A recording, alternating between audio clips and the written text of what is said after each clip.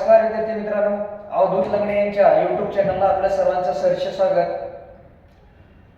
तर आज आपण या ठिकाणी राज्यघटना ह्या विषयावरचं लेक्चर घेणार आहोत। मागील तासिकेमध्ये आपण गणित बुद्धिमत्ता बघितलं, म्हणजे गणिताचे काही टॉपिक बघितले, मराठीचे दोन टॉपिक बघितले। तर आज आपल्याला राज्यघटना ह्या विषयावरचं महत्त्वाचं लेक्चर पाहायचं आहे, कारण का या ठिकाणी जीएसचा पार्ट हा परीक्षा दृष्टीने खूप महत्त्वाचा असतो पोलीस भरतीसाठी।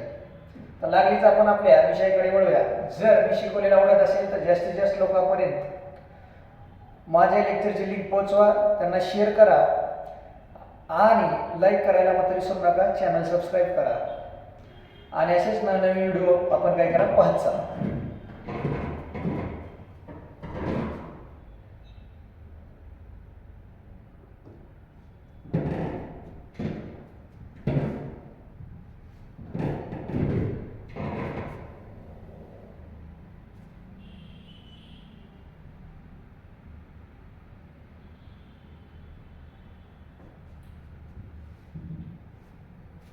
तर या ठिकाणी जे प्रश्न घेण्यात आले आहेत पोलीस भरतीला मागील सर्व परीक्षेमध्ये पडलेले प्रश्न दिसतात। तर या ठिकाणी बघा, तुम्हाला स्क्रीनवर लागलीच एक प्रश्न दिसेल। या ठिकाणी आपण एक एक प्रश्न बघत जाऊ आणि त्याचं विश्लेषण पाहत जाऊया, म्हणजे तुम्हाला या ठिकाणी भारताची राज्यघटना कशी तयार झाली आहे त्याचं बेसिक स्ट्रक्चर हळूहळू कळत जाईल। या ठिकाणी तुम्हाला स्क्रीनवर पहिला प्रश्न दिसतोय। प्रश्न काय म्हणतोय पहा। प्रश्न काय म्हणतोय, भारतीय संविधानाच्या उद्देशिकेमध्ये म्हणजे सरनामा, उद्देश पत्रिका तिला सरनामा असं म्हटलेलं आहे। सरनामा भारताच्या संविधानाच्या उद्देश पत्रिकामध्ये खालीलपैकी कोणती संकल्पना अंतर्भूत नाही। तर भारताच्या राज्यघटनेमध्ये सरनामा म्हणजे उद्देश पत्रिका ही खूप महत्त्वाची आहे, कारण का उद्देश पत्रिकेमध्ये घटनेचा पूर्ण सारांश म्हणजे सार दिलेला आहे, म्हणून तिला या ठिकाणी काय म्हटलेलं आहे, सरनामा असं म्हटलेलं आहे। भारताच्या राज्यघटनेचे काही उद्देश आहेत, भारताचं संविधान नेमकं काय सांगतंय, जे उद्देश दिलेले आहेत ते कशामध्ये दिले तर सरनामे, तिला उद्देश पत्रिका असं म्हटलेलं आहे। इथं समाजवादी, धर्मनिरपेक्ष, सार्वभौम आणि साम्यवादी, ज्या वेळेस तुम्ही भारताच्या राज्यघटनेचा विचार करतो त्यावेळेस घटनेमध्ये तुम्हाला पहिला शब्द दिसतो, आम्ही भारताचे लोक। आम्ही भारताचे लोक आणि पुढे दिसतात भारताचे एक सार्वभौम, समाजवादी,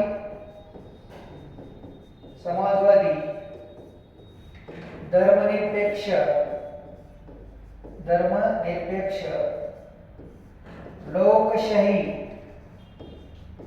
लोकशाही, गणराज्य घडविण्याचा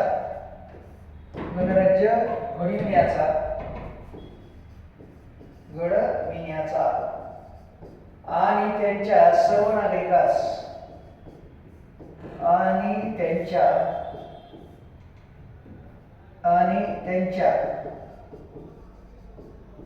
सर्व नागरिकांस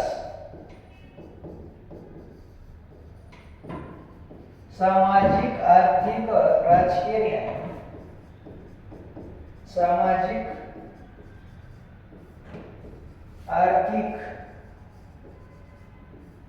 व राजकीय न्याय। आता या घटनेचा विचार जर केला तर घटनेमध्ये तुम्हाला पहिल्यांदा शब्द असतो आम्ही भारताचे लोक, भारताचे एक सार्वभौम, समाजवादी, धर्मनिरपेक्ष, लोकशाही आणि गणराज्य। म्हणजे हे जे शब्द आहेत हे खूप शब्द महत्त्वाचे आहेत, कारण का घटनेमध्ये सांगत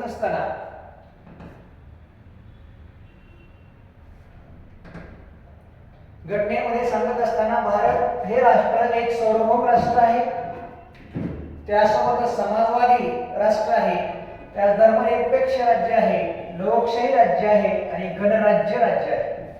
असं घटनेमध्ये पहिल्या ओळीमध्ये सांगण्यात आलेलं दिसतं. मग या ठिकाणी पहिल्या ओळीमध्ये जे शब्द दिसतात बघा, कुठला शब्द अंतर्भूत आहे? समाजवादी आहे, धर्मनिरपेक्ष आहे, सार्वभौम सुद्धा आहे. या ठिकाणी भारत हा साम्यवादी नाही. भारत हा साम्यवादी आहे का? अजिबात नाही. आणि भारतीय नागरिकांना सामाजिक, आर्थिक आणि राजकीय न्याय देण्यात आलेला आहे. भारतीय नागरिकांना सामाजिक, आर्थिक आणि राजकीय न्यायाची तरतूद करण्यात आली आहे, तिथं दिसते तुम्हाला घटनेमध्ये. त्यामुळं या ठिकाणी उद्देश पत्रिका ही आपल्यासाठी खूप महत्त्वाची ठरते. तर दुसरा प्रश्न पाहूया आपण. प्रश्न काय म्हणतोय बघा, खालीलपैकी कोणत्या योजनेद्वारे संविधान सभेची निर्मिती झाली? खूप वेळा प्रश्न विचारलाय. कारण भारतामध्ये घटना निर्मितीसाठी जी काही संविधान सभा होती, संविधान सभा ही प्रत्यक्ष तरतूद कोणत्या योजनेमध्ये होती? या ठिकाणी खूप महत्त्वाचा प्रश्न आहे. माझ्या ठिकाणी बघा, क्रिप्स मशीन योजना होती, कॅबिनेट मशीन प्लॅन होतं, आणि त्यासोबत सायमन कमिशन होतं, आणि त्यानंतर खालीलपैकी कोणतेही नाही. हे 4 पर्याय दिसतात. तर याचं उत्तर येतं cabinet machine plan. Cabinet machine plan. मग या ठिकाणी बघा, भारताच्या संविधान सभेची प्रत्यक्ष तरतूद कॅबिनेट मशीन योजना, कॅबिनेट मशीन योजना तिलाच त्रिमंत्री योजना म्हणतात. तिला त्रिमंत्री योजना म्हणतात. त्रिमंत्री योजना म्हणतात. आणि ही जी योजना आहे, ही योजना 1946 ला जाहीर झालेली दिसते तुम्हाला. मग या ठिकाणी ह्या योजनेमध्ये संविधान सभेची प्रत्यक्ष तरतूद होती. 3 मंत्री होते, म्हणजे कोण कोण होते याच्यामध्ये? या ठिकाणी पीसी अलेक्झांडर, अलेक्झांडर, त्यानंतर स्टॅफर्ड क्रिप्स,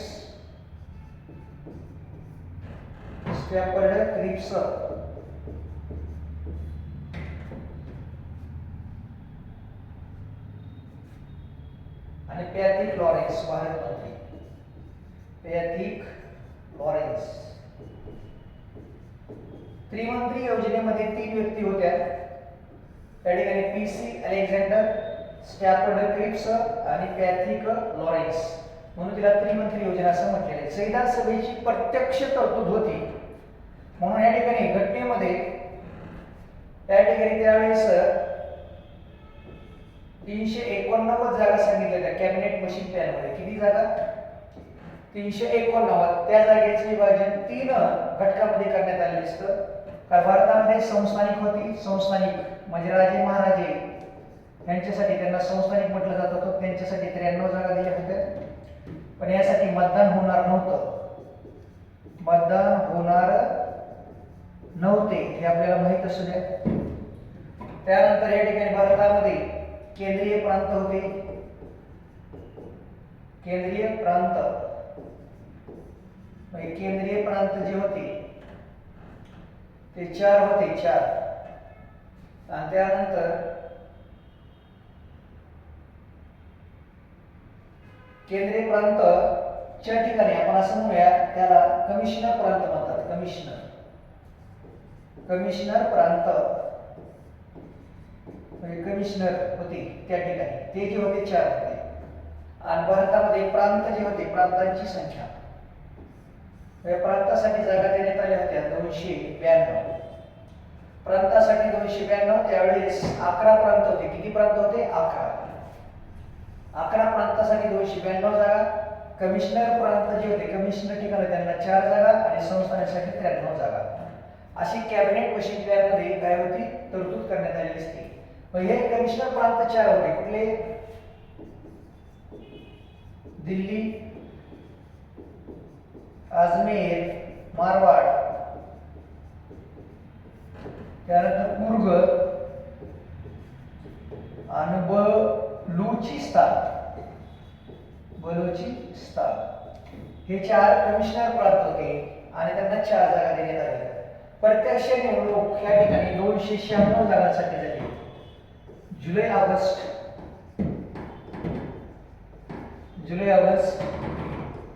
या ठिकाणी 1946 मध्ये संविधान सभेच्या निवडणुका झाल्या 296 जागांसाठी. मग या ठिकाणी राष्ट्रीय काँग्रेसने 208 जागा आणि मुस्लिम लीगने या ठिकाणी 73 जागा घेतल्या. 73. त्यामुळे कॅबिनेट मिशन प्लॅन मध्ये संविधान सभेची प्रत्यक्ष तरतूद करण्यात आलेली दिसते. हे आपल्याला माहित असतं. चला पुढे जाऊ. इथं सायमन कमिशन आहे सांगायचं सांगतो तुम्हाला. हे सायमन कमिशन आहे 1927 ला भारतात आलं होतं. त्याच्यामध्ये एकही भारतीय व्यक्ती नव्हता. एकही भारतीय नाही. त्यासाठी जे आंदोलन झालं होतं त्याला सायमन गो बॅक म्हणायचं. Simon go back.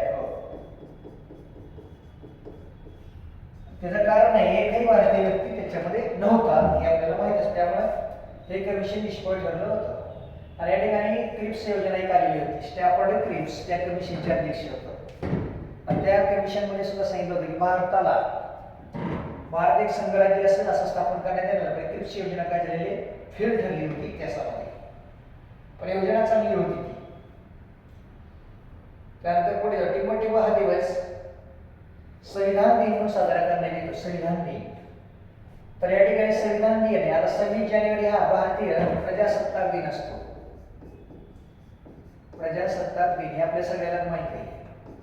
प्रजासत्ताक दिन त्यालाच आपण गणराज्य दिन असं सुद्धा म्हणतो. भारत गणराज्य झालं. गणराज्य दिन.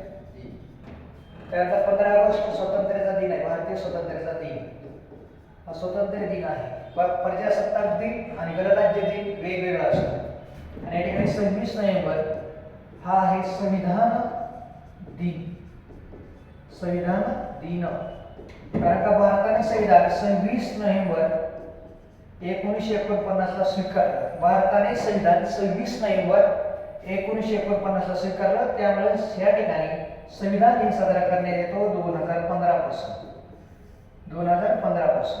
आणि त्यानंतर 2 ऑक्टोबर या ठिकाणी महात्मा गांधी यांचा जन्म पोरबंदर या ठिकाणी. पोरबंदर या ठिकाणी गुजरात राज्यामध्ये 1861. 1861 ही बेसिक माहिती आहे. चला पुढे जातो. भारतीय संविधान लिहून पूर्ण करण्यासाठी किती दिवस लागले?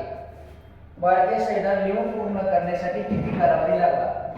तर लक्षात घ्या, भारताचं संविधान सभेची प्रत्यक्ष तरतूद तुम्हाला आता सांगितलं होतं मी. कॅबिनेट मिशन प्लॅन मध्ये प्रत्यक्ष संविधान सभेची तरतूद होती. आणि भारताचं संविधान लिहिण्यासाठी मसुदा समिती स्थापना करण्यात आलेली दिसते. संविधान लिहिण्यासाठी कुठली समिती स्थापन करण्यात आली होती? मसुदा समिती. संविधान लिहिणे ह्यासाठी मसुदा समिती स्थापन करण्यात आली. मसुदा समिती. आणि ही समिती आहे 29 ऑगस्ट 1947 ला. 29 ऑगस्ट 1947 ला स्थापन करण्यात आलेली दिसते. मसुदा समितीचे अध्यक्ष डॉक्टर बाबासाहेब आंबेडकर होते. डॉक्टर बाबासाहेब आंबेडकर होते. आणि ह्यांच्या सहित 7 सदस्य होते. 7 त्यांच्या सहित 7 सदस्य होते. कशामध्ये? मसुदा समितीमध्ये. मसुदा समितीने संविधान लिहिण्यासाठी 2 वर्ष 11 महिने 18 दिवस कालावधी लागला. 2 वर्ष 11 महिने आणि 18 दिवस कालावधी लागले संविधान लिहिण्यासाठी. चला पुढे जाऊ. काय म्हणते बघा, पहिल्या राज्य पुनर्रचना आयोगाचे अध्यक्ष कोण होते? आता भारतामध्ये राज्य पुनर्रचना आयोग म्हणजे या ठिकाणी भाषिक पुनर्रचना करण्यासाठी वेगवेगळे कमिशन स्थापन करण्यात आलं होतं. भारताच्या संविधान सभेने एक कमिशन स्थापन केलं होतं, राज्य पुनर्रचना आयोग. मग आता या ठिकाणी राज्य पुनर्रचना आयोगाचे अध्यक्ष या ठिकाणी फाजल अली होतं. फाजल अली या ठिकाणी डिसेंबर 1953 ला या ठिकाणी राज्य पुनर्रचना आयोग स्थापन झाला. राज्य पुनर्रचना आयोग स्थापन झाला. मग या ठिकाणी अध्यक्ष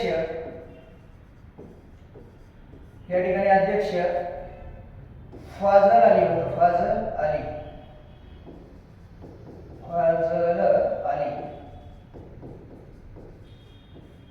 अली आणि सदस्य 2 होते. सदस्य या कमिशन मध्ये हृदयनाथ कुंजरू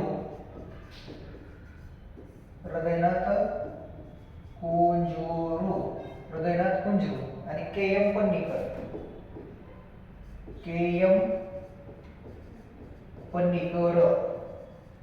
आणि ह्यांच्या नावावरनं राज्य पुनर्रचना आयोगाला पाक आयोग म्हणायचे. त्या पाक मध्ये या ठिकाणी के.एम. पन्नीकर, त्यानंतर या ठिकाणी फजल अली आणि त्यानंतर हृदयनाथ कुंजरू पाक कमिशन. आणि सप्टेंबर 1955 ला त्यानं अहवाल दिला.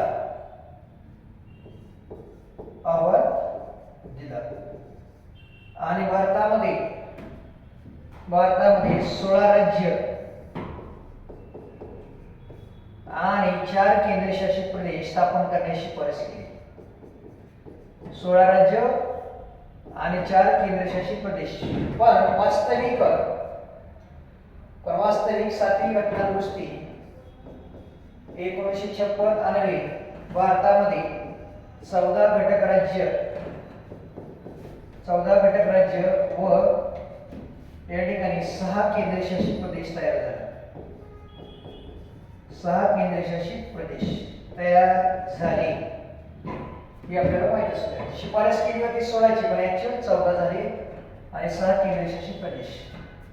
आणि त्यानंतर या ठिकाणी भाषिक प्रांतरचना झालेली पहिली राज्य. भाषिक प्रांतरचना निर्माण झाले भाषिक प्रांतरचना झालेले राज्य आंध्र प्रदेश हा परीक्षेतला एकदा प्रश्न विचारलेला आहे हे आपल्याला माहित असतं.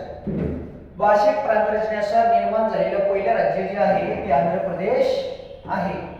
या ठिकाणी 14 घटक राज्य आणि 6 केंद्रशासित प्रदेश निर्माण झालेले दिसतात. 7वी घटना दुरुस्ती 1956 अनुसार हे आपल्याला माहित असतं. पुढच्या प्रश्नाकडे जातो. इथे एक सांगायचं राहिलं. या ठिकाणी बघा एसकेंदर कमिशन हे सुद्धा एक कमिशन नेमलं होतं. पण या ठिकाणी हे 1948 ला नेमण्यात आलेलं होतं. पण हे कमिशन काय झालं होतं? फोल ठरलं होतं. त्याची शिफारशी स्वीकारल्या नाही त्या. पण भाषिक प्रांतरचना करणं अयोग्य आहे असं एसकेंदर कमिशनचं म्हणणं होतं.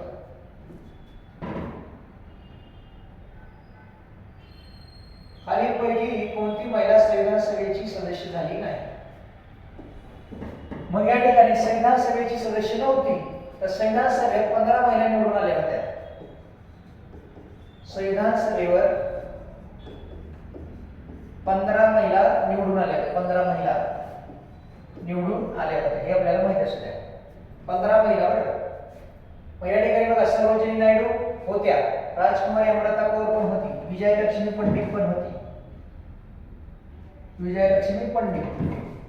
आणि त्यासोबतच या ठिकाणी उषा मेहता नव्हत्या तर हंसाबेन मेहता होत्या. हंसाबेन मेहता कारण उषा मेहतांचा संबंध नाही. कसल्या? हंसाबेन मेहता या मुंबई प्रांतातून संविधान सभेत गेल्या. मुंबई प्रांतातून संविधान सभेवर हंसाबेन मेहता गेल्या. इथं बसण्यासाठी उषा मेहता केलेलं आहे. सरोजिनी नायडू बिहारमधून गेल्या होत्या.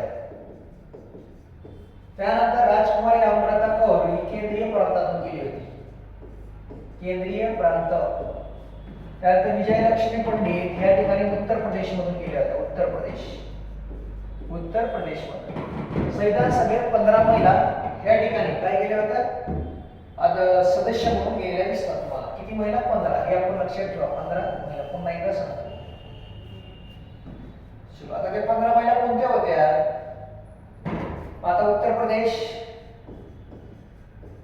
या उत्तर प्रदेशचा विचार जर केला तर या उत्तर प्रदेश मध्ये बघा विजयलक्ष्मी पंडित, विजयलक्ष्मी पंडित,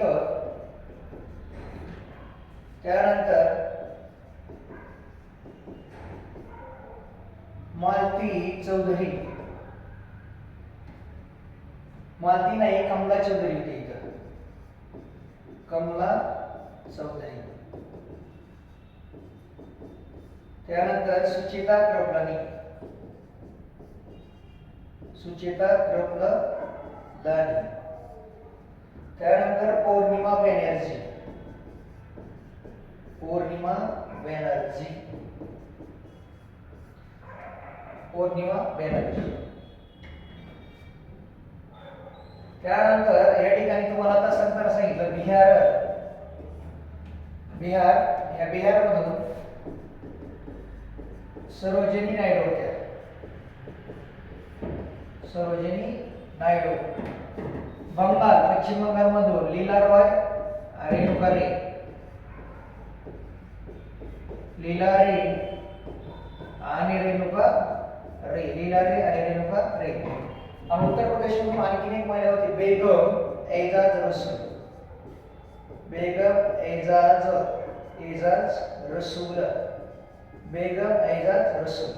सर्वात जास्त उत्तर प्रदेश म्हणजे संयुक्त प्रांतातून महिला होत्या, संयुक्त, कारण उत्तर प्रदेश हा संयुक्त प्रांत होता, संयुक्त प्रांतामधून सर्वाधिक महिला होत्या, हा प्रांत होता संयुक्त. विजयलक्ष्मी पंडित, त्यानंतर कमला चौधरी, सुचेता कृपलानी, पौर्णिमा बॅनर्जी आणि बेगम एजाज रसूल. संविधान सभेत एकमेव महिला मुस्लिम होती या ठिकाणी बेगम एजाज रसूल, सरोजिनी नायडू, त्यानंतर लीला रे आणि रेणुका रे ह्या बंगाल मधून होत्या, कुठून? पश्चिम बंगाल मधून. त्यानंतर या ठिकाणी खाली जर आहोत त्रावणकोर, त्रावणकोर व कोची, त्रावणकोर आणि कोची, एनी मास्कॅरे, एनी मास्क, एनी मास्क, मास्कॅरे, एनी मास्कॅरे ही महिला होती, त्रावणकोर आणि कोची होती. त्यानंतर पुढे बघा राहिलं या ठिकाणी मद्रास प्रांत, त्या मद्रास प्रांतामधून दुर्गाबाई देशमुख,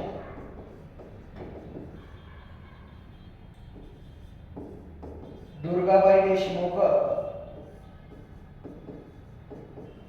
त्यानंतर अम्मू स्वामीनाथन, अम्मू स्वामीनाथन,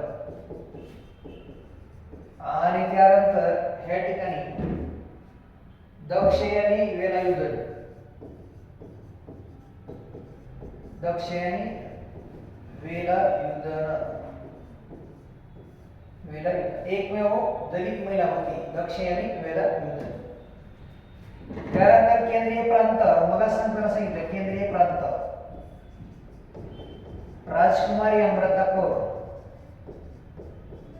राजकुमारी अमृता कौर त्या केंद्रीय प्रांतातून होत्या. आणि त्यानंतर मुंबई प्रांत, मुंबई प्रांत, हंसाबेन मेहता, हंसाबेन मेहता होत्या. अशा पद्धतीने संविधान सभेत 15 महिला गेलेल्या दिसतात, हे आपल्याला माहित असतं. चला पुढे जाऊ. घटना समितीने भारतीय राज्यघटनेची उद्देश पत्रिका ही कल्पना कोणत्या देशाच्या राज्यघटनेवर घेतलेली आहे? आता ह्याचं उत्तर येतं अमेरिका. उद्देश पत्रिका ही संकल्पना म्हणजे सरनामा ही कन्सेप्ट भारताने अमेरिकेकडून घेतलेली सरनामा, हे आपल्याला माहित असेल. आणि त्या व्यतिरिक्त आम्ही भारताचे लोक हे जे वाक्य आहे, आम्ही भारताचे लोक, we the people, we the people, we आम्ही भारताचे लोक हे जे वाक्य आहे हे सुद्धा काही दिसतं अमेरिकेतून घेतलेलं दिसतं. अमेरिकेमधून घेत असताना भारताने उपराष्ट्रपती पद घेतलेलं आहे. उपराष्ट्रपतीची जे आहे हे कुठून घेतलं, अमेरिकेतून घेतलेलं दिसतं, उपराष्ट्रपती पद. त्यानंतर या ठिकाणी सगळ्यात महत्वाचं मूलभूत हक्क. मूलभूत हक्क हे कुठून घेतले तर अमेरिकेकडून घेतलेले. त्यानंतर न्याय व्यवस्थेचे स्वातंत्र्य. न्याय व्यवस्थेचे स्वातंत्र्य, न्यायिक पुनर्विलोकन, न्यायिक पुनर्विलोकन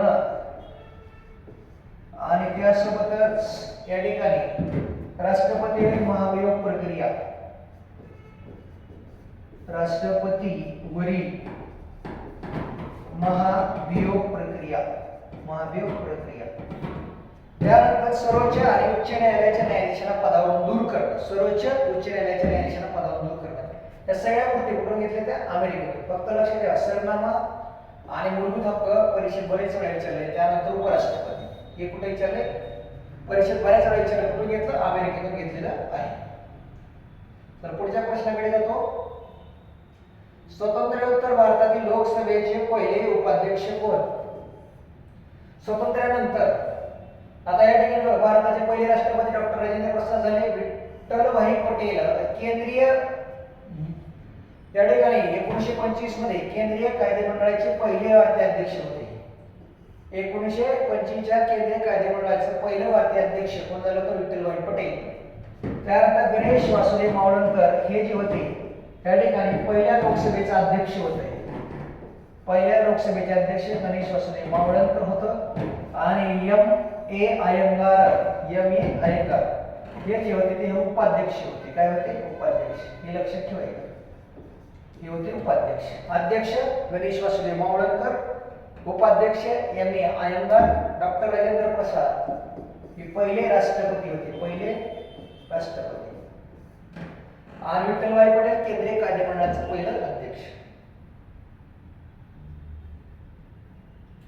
घटना समितीचे उपाध्यक्ष कोण होतं बघा, घटना समितीचे उपाध्यक्ष. तर या ठिकाणी बघा सचिदानंद सिन्हा हे तात्पुरते अध्यक्ष होते, तात्पुरते अध्यक्ष घटना समितीचं. कायमस्वरूपी अध्यक्ष घटना समिती जे होते डॉक्टर राजेंद्र प्रसाद होते. या ठिकाणी हरेंद्र कुमार मुखर्जी हे जे होते हे घटना समितीचे उपाध्यक्ष होते. H.C. मुखर्जी त्यांना म्हणतात उपाध्यक्ष. H.C. मुखर्जी म्हणजे हरेंद्र कुमार मुखर्जी. डॉक्टर बाबासाहेब आंबेडकर मसुदा समितीचे अध्यक्ष होते, मसुदा समितीचे अध्यक्ष डॉक्टर बाबासाहेब आंबेडकर. आणि डॉक्टर राजेंद्र प्रसाद घटना समितीचे अध्यक्ष कायमस्वरूपी. घटना समितीचे अध्यक्ष कोण होतं, डॉक्टर राजेंद्र प्रसाद, डॉक्टर राजेंद्र प्रसाद. आणि घटना समितीचे सल्लागार या ठिकाणी बी एन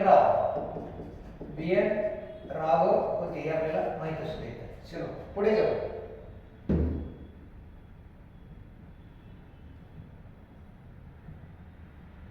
शेवटचा प्रश्न आहे, भारत हे खालीलपैकी कोणत्या प्रकारचे राज्य नाही? राज्य नाही म्हटले बघा सांगितलं तर समाजवादी तर आहे, धर्मनिरपेक्ष आहे, गणराज्य आहे, साम्यवादी नाही.